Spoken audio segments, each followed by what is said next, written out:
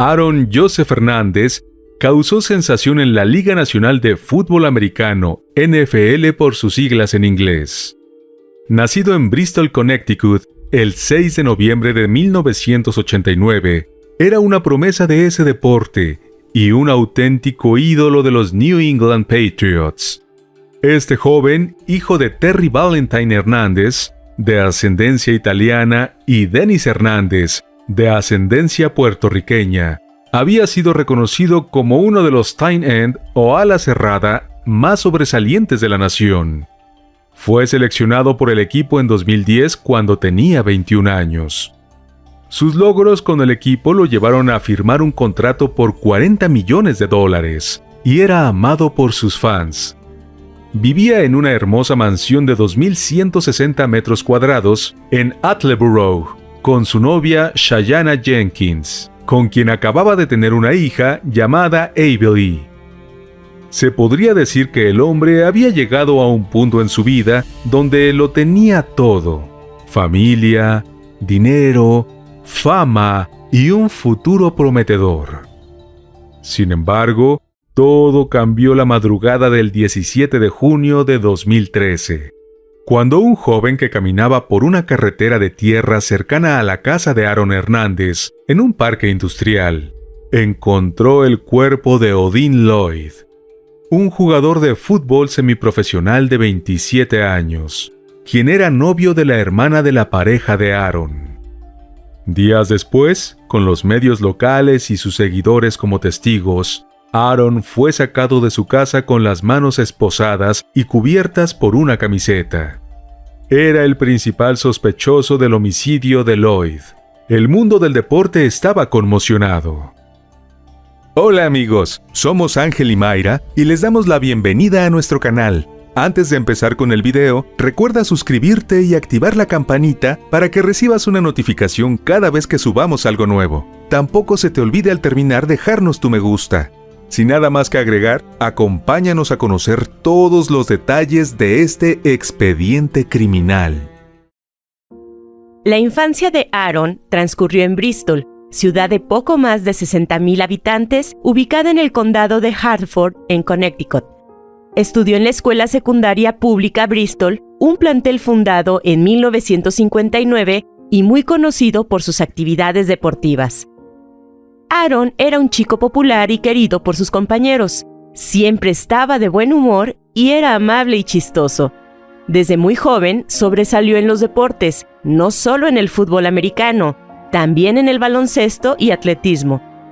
El joven aspiraba a ser como su padre, Dennis, quien había sido un jugador notable en los años 70 y de hecho logró llegar a la universidad gracias a su gran desempeño jugando al fútbol.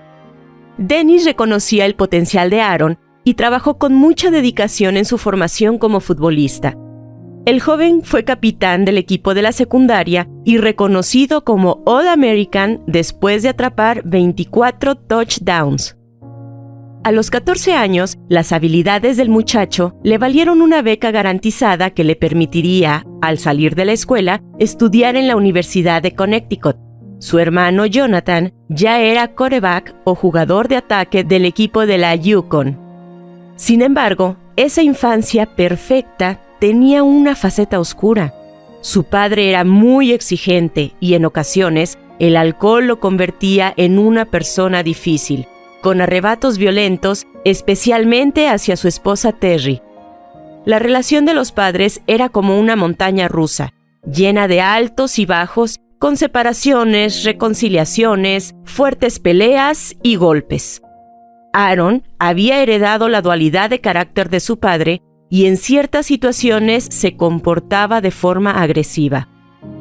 Cuando Dennis murió durante un procedimiento quirúrgico por una hernia en enero de 2006, el joven comenzó a consumir drogas.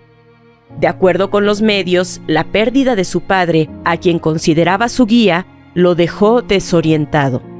Aunque tenía a su madre, poco después de la muerte de Dennis, ella comenzó una relación íntima con el esposo de su prima, quien incluso se mudó a la vivienda familiar. Esto llevó al joven a salir de su casa y quedarse con un pariente. La situación lo marcó y años después, y ya en prisión, le recriminó a la mujer por sus acciones durante una llamada telefónica donde le dijo que él había sido el niño más feliz, pero que había perdido a su padre, tuvo que ir a la universidad y no tenía a nadie. Su hermano estaba en la universidad y Aaron se encontraba mayormente solo.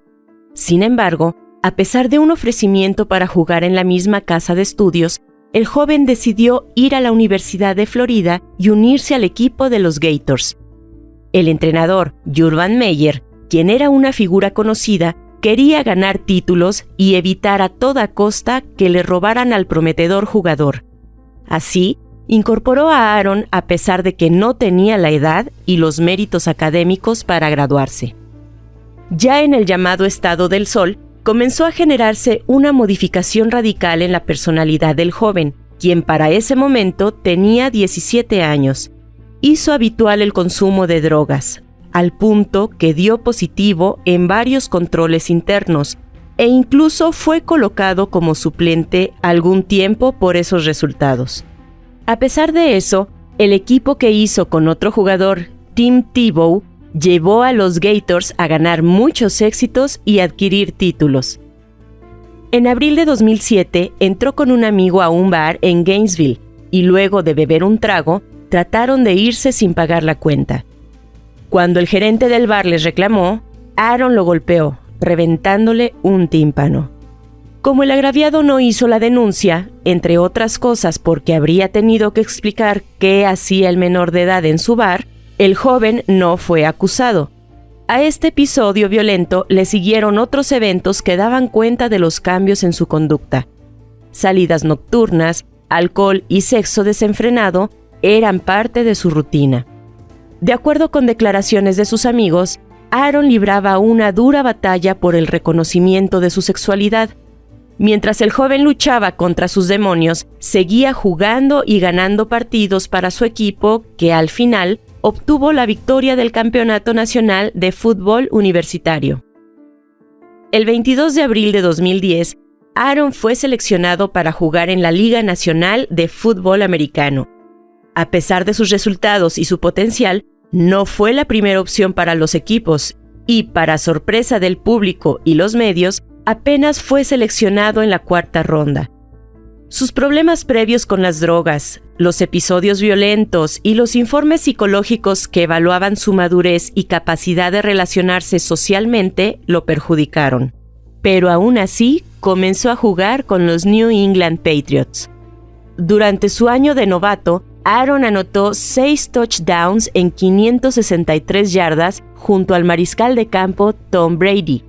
En su segunda temporada, en 2012, participó en el Super Bowl 46, pero su equipo perdió ante los New York Giants 21-17. Muchas cosas comenzaron a suceder de manera vertiginosa en la vida de Aaron.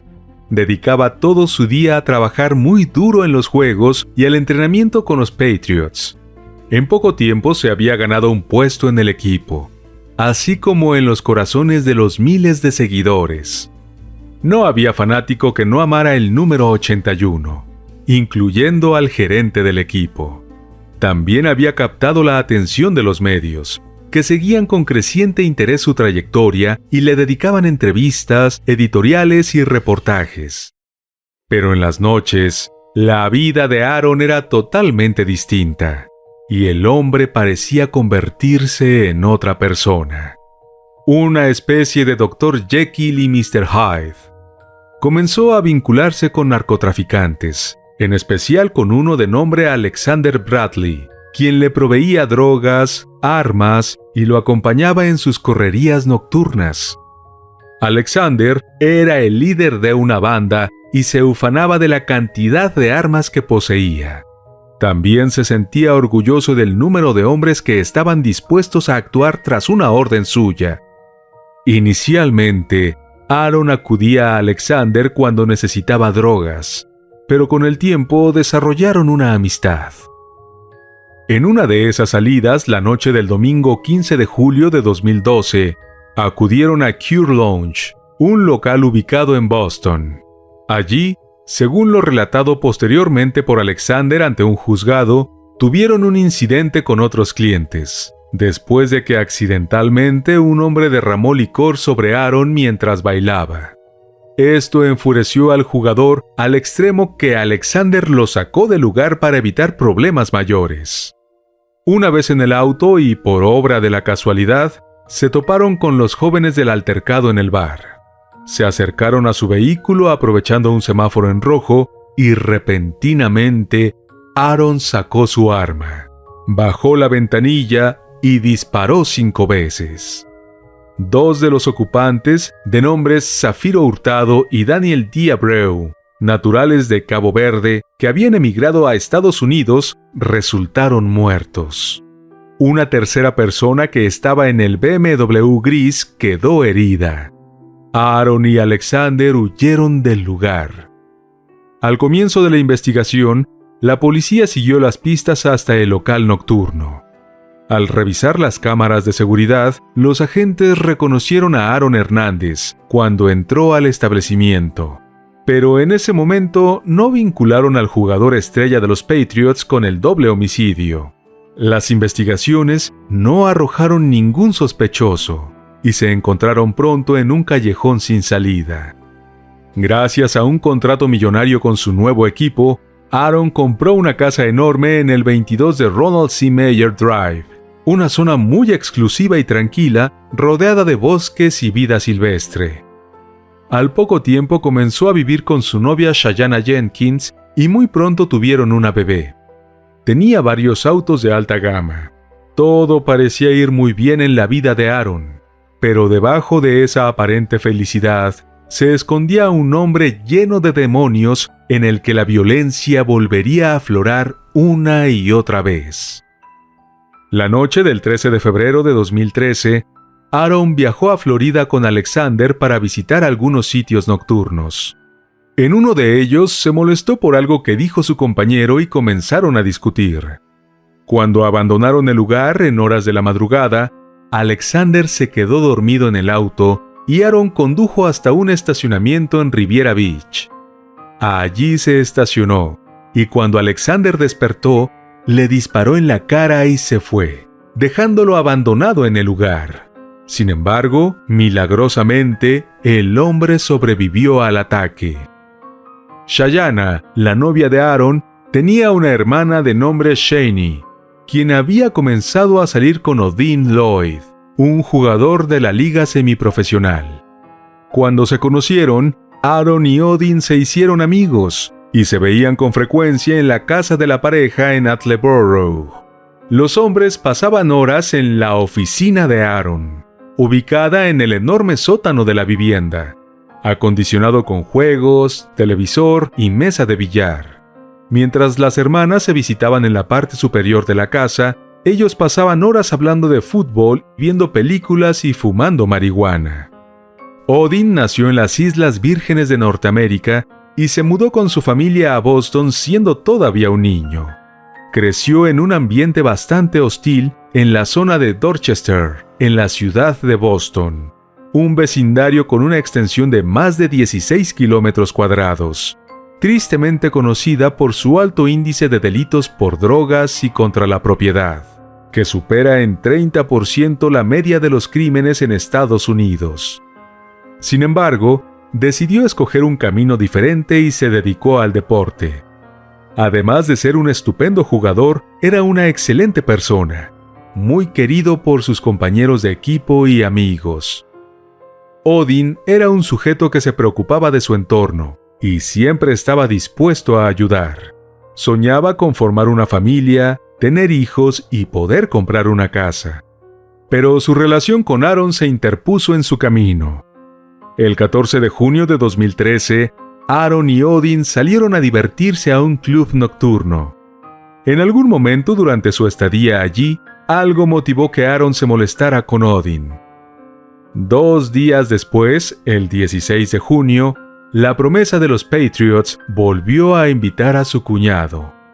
Esta vez llevaría a 2 amigos con él, Ernest Wallace y Carlos Ortiz, 2 delincuentes de poca monta a quienes comenzó a frecuentar luego del episodio con Alexander Bradley, pues aparentemente sentía temor de una posible venganza. Cerca de las 2 de la mañana del 17 de junio, los 4 hombres estacionaron el auto en un playón solitario cercano a la casa de Aaron y le dispararon a Odin dentro del vehículo. Herido, logró salir en un intento por escapar. Mientras trataba de alejarse, recibió un nuevo impacto de bala en uno de sus brazos, el cual fue seguido por otros en la clavícula, el cuello y la espalda. Odin murió en el lugar, y su cuerpo fue hallado en horas de la mañana. Tras la identificación del cadáver y una pesquisa preliminar, la policía determinó que Aaron era el sospechoso principal y procedió a arrestarlo. Fue acusado de homicidio en primer grado, aunque él sostuvo su inocencia hasta el final. Literalmente, de la noche a la mañana, pasó de la estrella admirada al rechazo social, de ocupar titulares en medios deportivos a los de las crónicas rojas. Los fanáticos se apresuraron a devolver las camisetas con el número 81 y el apellido Hernández. Su equipo, los Patriots, canceló el contrato, y hasta se volvieron a imprimir los álbumes para eliminar al jugador. Durante el juicio, la fiscalía presentó una gran cantidad de evidencias. Los investigadores encontraron una colilla de cigarro de marihuana muy cerca del cuerpo de Odin, que por las pruebas de ADN realizadas pertenecían a Aaron. Por otra parte, gracias al análisis de la señal captada por las torres de telefonía celular, se pudo ubicar el teléfono del acusado en las cercanías del lugar donde el cuerpo fue hallado. Además, la noche del crimen, Aaron conducía un auto Nissan año 2012, rentado a la empresa Enterprise Rent-A-Car, con el cual el jugador pasó a recoger a sus 2 cómplices, así como a la víctima. En un momento de esa noche se detuvo en una estación de servicio.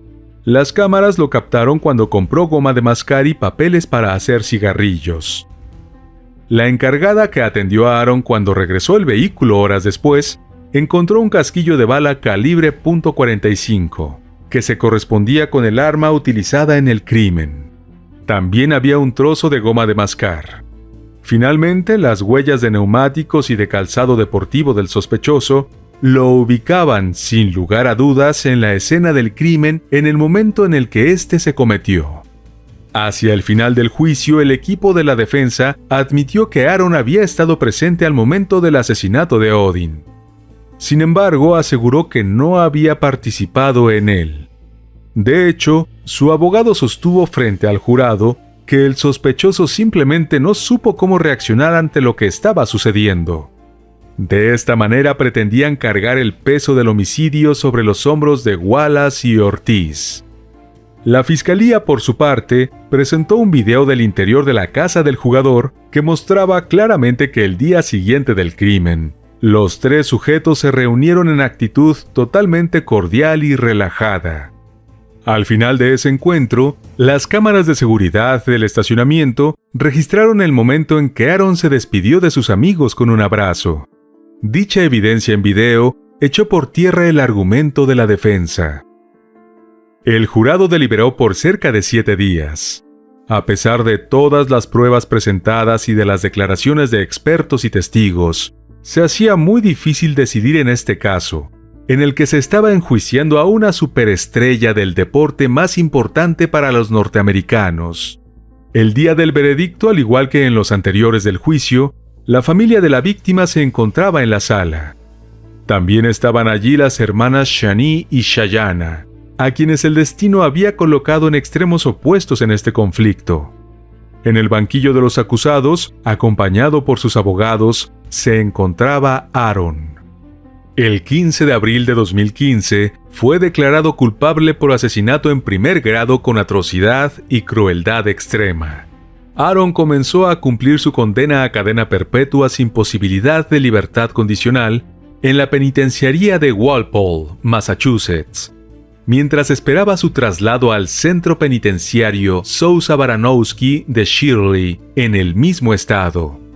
Pero el convicto todavía debería enfrentar 2 nuevos cargos de homicidio, esta vez por el asesinato a sangre fría de Zafiro Hurtado y Daniel de Abreu 5 años antes.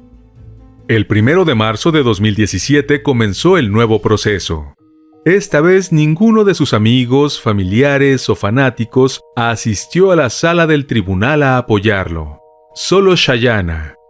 Los que también estaban allí, ocupando buena parte del recinto, eran los familiares de Hurtado. El acusado contó con la representación del abogado José Báez, un defensor famoso por asumir casos extremadamente difíciles. Durante el proceso, Báez puso en entredicho los testimonios de Alexander, quien atestiguó que Aaron habría disparado en su presencia contra Hurtado y de Abreu. Dijo que las declaraciones de Alexander eran absurdas y lo acusó de ser él quien perpetró los homicidios de los dos jóvenes de Cabo Verde. Sin embargo, la fiscalía insistió en que no existía prueba alguna para vincular a Alexander con los homicidios. Se demostró que la camioneta usada por el agresor, que fue identificada por un testigo que se encontraba detrás del vehículo en el momento del ataque, era propiedad de Aaron. Además, el automóvil fue encontrado oculto en la casa de Tania Singleton, una prima del deportista a quien veía como su madre. Por otra parte, el fiscal de distrito presentó una serie de tatuajes que Aaron se realizó a finales de marzo de 2013, luego de los asesinatos, que en su opinión hacían alusión a los crímenes. Las pruebas presentadas por la defensa sembraron una duda razonable sobre la autenticidad de las declaraciones de Alexander, quien aseguró que Aaron disparó 6 veces contra las víctimas y plantearon que el motivo que podría tener para matar a los dos jóvenes era en realidad muy débil. La fiscalía trató luego de vincular la sexualidad de Aaron y la frustración que le causaba ocultarla para sobrevivir en el fútbol americano como la causa principal del enojo que lo habría llevado a reaccionar violentamente esa fatídica madrugada. Al final, ninguno de los argumentos pudo con el trabajo de la defensa. El jurado declaró al acusado inocente de los 2 cargos de homicidio. Mientras se leía el veredicto y antes de ser llevado de nuevo a la prisión, Aaron lloró. La información ventilada durante el juicio acerca de la sexualidad de Aaron fue muy comentada y generó revuelo en los medios. El 19 de abril, un guardia de la prisión realizaba su ronda de la madrugada en el pabellón donde se encontraba Aaron cuando lo encontró ahorcado dentro de su celda individual. Había utilizado una sábana a manera de soga, la cual colgó de la ventana. Antes de quitarse la vida, dejó 3 cartas, una para su abogado, otra para su pareja y la tercera para su hija. La noticia de su suicidio generó un gran impacto, especialmente porque apenas días antes se había anotado un triunfo legal. Las versiones sobre qué pudo motivar su decisión no tardaron en aparecer. Una de las teorías sobre el suicidio puso el foco en su bisexualidad y en la difusión en un programa radial al respecto. También se dijo que Aaron pensó que al morir, su familia cobraría más dinero, pues en ese momento en Massachusetts tenía vigencia una ley que establecía que si un convicto fallecía antes de apelar, se declaraba inocente. Esto abría la posibilidad de que sus parientes disputaran los 40 millones del contrato de los Patriots. En efecto, los jueces actuaron apegados a dicha ley y Aaron pasó a ser considerado inocente. Pero la familia de Odin, su víctima, apeló y la Corte Suprema Estatal consideró que se trataba de una ley que no tenía justificación y que era obsoleta. La familia de Aaron no lograba entender qué llevó a una persona que lo tenía todo a actuar de una forma tan violenta y asesinar a un amigo, entre otros delitos. Luego de su muerte, tratando de buscar respuestas a ese comportamiento tan inestable y errático, donaron su cerebro para que pudiera ser estudiado. Los resultados arrojaron que el exjugador sufría de encefalopatía traumática crónica o ETC, una enfermedad degenerativa del cerebro que puede causar pérdida de memoria, depresión y demencia. Esta condición puede ser causada por una lesión cerebral traumática o varias lesiones continuas producidas por impactos en el cráneo. Los síntomas de ETC se desarrollan con el pasar de los años y, en el caso de los jugadores de fútbol americano, pueden ocurrir como resultado de choques e impactos violentos en la cabeza durante el juego. Debido a los traumatismos, muchas células cerebrales se encogen y endurecen. El ETC solo puede ser diagnosticado por medio del análisis del tejido cerebral post-mortem. Aunque los resultados arrojaron pruebas de lesiones en el cerebro de Aaron, no se puede afirmar que éstas provocaran una condición que lo llevara a cometer el crimen. Su trágica historia fue llevada a la pantalla a través de un documental seriado de Netflix titulado Killer Inside: The Mind of Aaron Hernández, traducido como El asesino oculto en la mente de Aaron Hernández, que fue criticado por su abogado. En el audiovisual, personas que estuvieron relacionadas con el caso, además de amigos y familiares, ofrecieron su testimonio. Uno de ellos fue su hermano Jonathan, autor del libro La verdad sobre Aaron Hernández, mi viaje para entender a mi hermano. El hombre compartió ante las cámaras la situación que vivían con su padre y recordó que una vez le pegó a su mamá hasta desmayarla. También expresó que estaba seguro de que su hermano había sido abusado por un adolescente y poco después había comenzado a tener conflictos con su sexualidad. Sobre ese tema, en el documental de Netflix se presenta una entrevista a Dennis Sansouci, uno de sus amigos de la secundaria, quien confirmó que habían experimentado relaciones homosexuales. Dijo también que a su amigo lo aterrorizaba la reacción que podía tener su padre si se enteraba. Y bueno, amigos, hasta aquí el caso de hoy. Definitivamente el caso de Aaron Hernández estuvo rodeado de polémica. Al tratarse de una estrella de la NFL, los medios y el público estuvieron atentos a cada detalle. Su temperamento violento y las circunstancias de su muerte también pusieron de alguna manera en el banquillo de los acusados a la liga. No solo avivó el tema de la salud de los jugadores y las afecciones que sufren como consecuencia de los golpes en la cabeza, sino también los cuestionamientos por la indulgencia con la que muchas promesas de la disciplina son tratadas, al punto de dejar pasar importantes problemas de conducta y transgresiones, para que puedan seguir compitiendo y anotando.